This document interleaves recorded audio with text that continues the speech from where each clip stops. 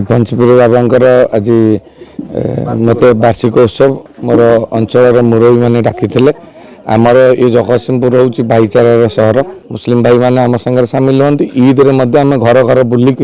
समस्ते जो मैंने निमंत्रण करते आम घर को जाऊँ एवं घर आम घर भोग जाए घर ईद समय लच्छा सिमेई ठू आरंभ कर सब जिनस आसे तेणु आमर हूँ भाईचारार संपर्क तेणु से भाईचारा भितर आज पंचपीर बाबांकर वार्षिक उत्सव मुझे मत बहुत शांति लगे जगार यहाँ हूँ जगतसिंहपुर आम जो जगार ठियाइछे ये मौजा ना ये रेवेन्यू विलेज हूँ जगतसिंहपुर तेणु जगतसिंहपुर में पंचपीर बाबांकर वार्षिक उत्सव मोर समस्त मुरबी भाई मैंने ये अच्छा आते मु पंचपीर दर्शन कली भितर जी समय रही बहुत शांति लगिला एवं मु गोटे अलग प्रकार अनुभव कली आशा रखी आगामी दिन में आमर ये भाईचारा बजाय रोसी भेदभाव आम जगतसिंहपुर केबे नथला कि केबे आसीब ही ना तेणु आम समस्ते मिलमिशिकी चलू आमर सुविधा असुविधार मो भाई मैंने ठिया होचंती मो भाई मानकर सुविधा असुविधार आम ठिया होचे तेणु मंदिर जमती उन्नति हम पीर बाबांकर उन्नति हम मस्जिदर उन्नति हम एवं जगतसिंहपुर गोटे चर्च अच्छी दोलीग्रामेश्वर सेठी तार उन्नतिकरण हम सरकार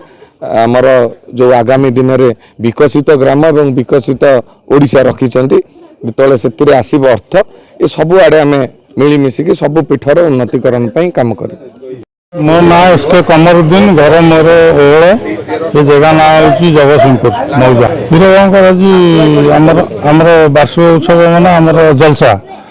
आम डाकिलु आमर स्थानीय विधायक अमरेन्द्र दास को सी आम पिलादिन ये जावास भल मंद सब जानती से आम डाकिलु निमंत्रण करते आसते बुली गले ठाकुर दर्शन 6टा आरंभ है रात 9टा पर्यटन 9:30 पर्यटन चलो मते निमंत्रण करते आज पंचपीर बाबांकर ये जगतसिंहपुर स्थान रे आज तांकर जो मजार उपस्थापन है आविर्भाव कले आ ये भाई माने आम समस्त भाई माने मिलमिशिकी जहाँ भी हो नवीन पट्टनायक सरकार रे 1000 किसी टंका दिया होता ये सब उन्नतिकरण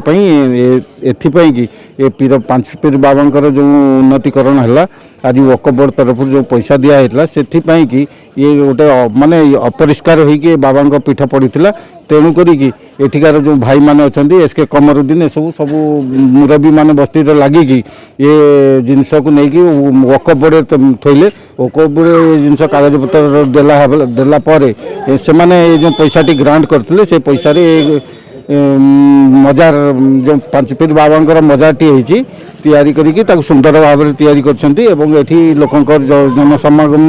जेते आगुरी हो नथला एबे अत्यधिक मात्रा बढ़ी चलिबो तेणु करी आम एठी समस्ते बाबांकर दर्शन पाई सदाबले आसू।